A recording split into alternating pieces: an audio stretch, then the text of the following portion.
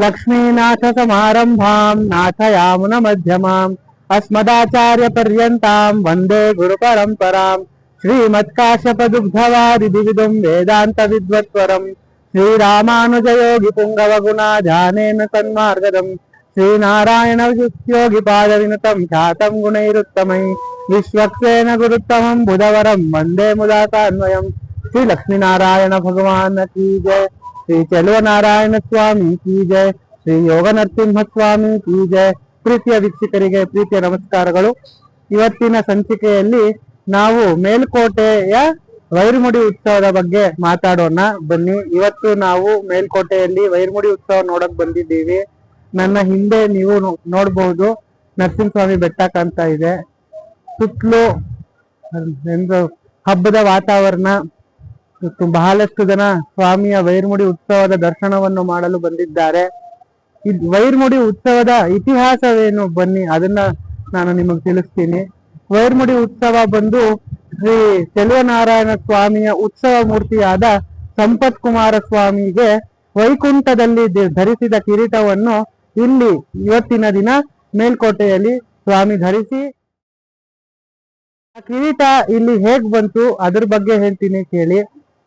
ರಾಮಾನುಜರು ಪುಷ್ಯ ನಕ್ಷತ್ರದ ದಿನ ಸ್ವಾಮಿಗೆ ಪಟ್ಟಾಭಿಷೇಕ ಮಾಡಬೇಕು ಅಂತ ನಿಶ್ಚಯಿಸುತ್ತಾರೆ. ಆದ್ರೆ ಸಂಪತ್ ಕುಮಾರ ಸ್ವಾಮಿ ಹೇಗೆಂದರೆ ಚತುರ್ಯುಗದಲ್ಲಿ ಪೂಜಿಸಲ್ಪಟ್ಟಿರುವ ವಿಗ್ರಹ. ಅಂತಹ ಶ್ರೀ ವಿಗ್ರಹಕ್ಕೆ ಸಾಮಾನ್ಯವಾದ ಕಿರೀಟ ಯಾವುದು ಸರಿ ಹೋಗಲ್ಲ ಅಂದ್ಬಿಟ್ಟು ಅವರು ಚಿಂತಿಸುತ್ತಾರೆ. ಸ್ವಾಮಿಗೆ ಯಾವ ಕಿರೀಟವನ್ನು ಧರಿಸಿದ್ದರೆ ಸ್ವಾಮಿಯ ಪಟ್ಟಾಭಿಷೇಕ ಹೇಗೆ ಜರುಗುತ್ತದೆ ಅಂತ ಅವರು ಚಿಂತಿಸುತ್ತಿರುತ್ತಾರೆ.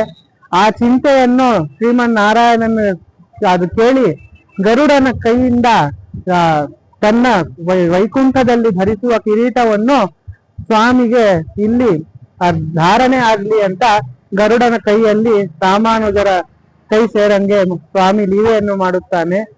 ಅದೇ ರೀತಿ ಆ ಕಿರೀಟ ವೈಕುಂಠದಿಂದ ಬಂದು ಇಲ್ಲಿ ಸೇರುತ್ತದೆ.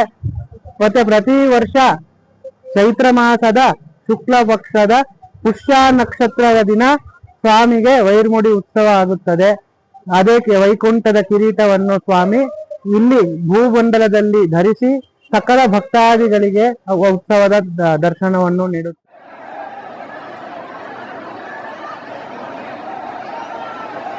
ಸ್ವಾಮಿ ಆ ಕಿರೀಟವನ್ನು ಧರಿಸಿ ಮೇಲ್ಕೋಟೆಯ ಜಿಲ್ಲೆಯ ಎಲ್ಲಾ ರಾಜಬೀದಿಗಳಲ್ಲಿ ಮೆರವಣಿಗೆಯನ್ನು ಮಾಡಿಸಿ ಮತ್ತೆ ಪುನರ ದೇವಸ್ಥಾನಕ್ಕೆ ಹೋಗಿ ಸೇರ್ಕೊಂಡ ಮೇಲೆ ರಾಜಮುಡಿ ಕಿರೀಟವನ್ನು ಧರಿಸಿ ಮತ್ತೆ ಮೆರವಣಿಗೆಗೆ ಹೊರಗೆ ಬರ್ತಾನೆ. ಇದೇ ಮೇಲ್ಕೋಟೆಯ ವೈರಮುಡಿ ಉತ್ಸವದ ಇತಿಹಾಸ.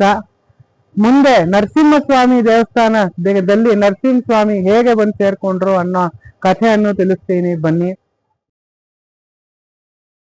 ಇದು ಸತ್ಯುಗದ ಕಥೆ. ಸ್ವಾಮಿ ನರಸಿಂಹಸ್ವಾಮಿಯು ಪ್ರಹ್ಲಾದನ ಜೊತೆಗೆ ಇಲ್ಲಿ ಬಂದಾಗ ಒಂದು ಸಾಲಿಗ್ರಾಮದ ರೂಪದಲ್ಲಿ ಬಂದಿರುತ್ತಾರೆ. ಆ ಸಾಲಿಗ್ರಾಮ ರೂಪದಲ್ಲಿ ಪ್ರಹ್ಲಾದ ರಾಜರು ಈ ಕ್ಷೇತ್ರಕ್ಕೆ ಬಂದಾಗ ಸ್ವಾಮಿಗೆ ಈ ಕ್ಷೇತ್ರ ತುಂಬಾ ಇಷ್ಟವಾಗುತ್ತದೆ.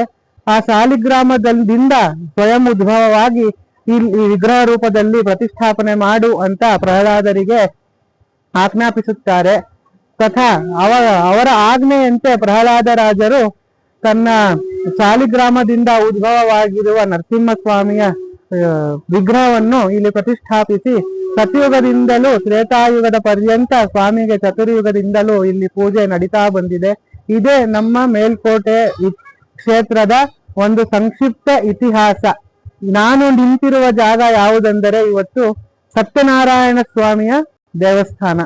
ಇದು ನಮ್ಮ ಮಠದ ದೇವಸ್ಥಾನ. ಇಲ್ಲಿ ಸುಮಾರು 200 ವರ್ಷ ಹಳೆಯ ದೇವಸ್ಥಾನ ಇದು ಆಗಿದೆ. ವೈರಮುಡಿ ಉತ್ಸವ ಹಾಗೂ ನರಸಿಂಹಸ್ವಾಮಿಯ ಕಿರಿ ಇತಿಹಾಸವನ್ನು ನಿಮ್ಮೊಂದಿಗೆ ಹಂಚುತ್ತಿದ್ದೇನೆ. ಮುಂದೆ ವೈರಮುಡಿ ಉತ್ಸವದ ದರ್ಶನಗಳು ಹಾಗೂ ನಮ್ಮ ಸತ್ಯನಾರಾಯಣ ಸ್ವಾಮಿಯ ದರ್ಶನವನ್ನು ನಿಮಗೆ ಮಾಡುತ್ತೇನೆ. ಇದೇ ಹೇಳುತ್ತಾ ಧನ್ಯವಾದಗಳು.